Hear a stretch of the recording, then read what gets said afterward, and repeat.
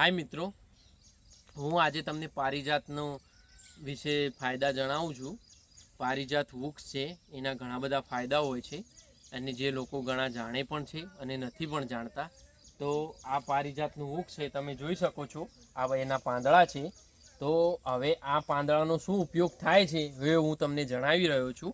આનો ઉપયોગ એવો છે કે જેમને આપણા ગયડા વડીલો જેમ કે 50-60 વર્ષની ઉંમર હોય, માતાઓ હોય, ભાઈઓ હોય, બહેનો હોય, તો જેમને ઘૂંટણની સમસ્યા હોય છે અને પગની પેઢીઓના દુખાવા થતા હોય છે, એ મટાડવા માટે આપણે આને શું કરીશું, સવારે વહેલા 4 કે 5 પંતા લઈ અને એનો ઉકાળો કરવાનો છે। 1 ગ્લાસ પાણી લેવાનું છે અને એ ઉકાળો કરીને જ્યાં સુધી એ અડધું ગ્લાસ પાણી થઈ જાય ત્યાં સુધી એને ઉકળવા દેવાનું, પછી ગરણીમાં ગળીને અને એને પીવાનું છે। આ રીતે રોજ સેવન કરવામાં આવે તો 1 અઠવાડિયાની અંદર એનો તમને ફાયદો જણાશે અને જે દુખાવો થતો હોય છે પેઢીઓમાં અને જે પગમાં એમાં તમને રાહત જોવા મળશે। એટલા માટે આ વૃક્ષ મારા ઘરે ઉગેલું છે, તેથી મને આજે એવું થયું કે હું એક વિડીયો દ્વારા એક યુટ્યુબમાં વિડીયો મૂકી અને આ લોકોને જણાવું કે જેનાથી હું કોઈકની મદદ કરી શકું। અને જો આ વિડીયો જોઈને કદાચ કોઈક આ પ્રયોગ કરે અને એનો ફાયદો થાય તો એના માટેનો આ એક મારું છે।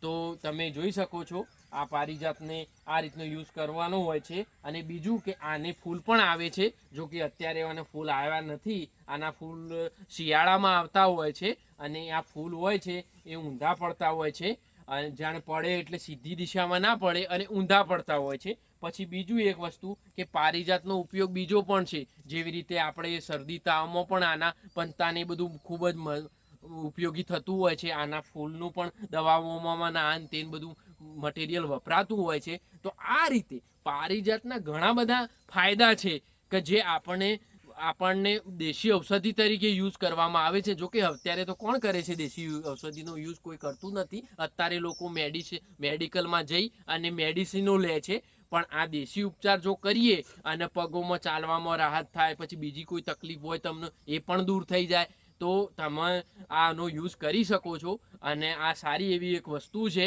અને હવે જો તમને આ વિડીયો ગમ્યો હોય દર્શક મિત્રો, તો તમે લાઈક, શેર અને સબસ્ક્રાઈબ કરજો મારી ચેનલને। મારી ચેનલ ઉપર આવા અવનવા વિડીયો આવતા જ રહેશે જે તમને માહિતી પ્રદાન કરશે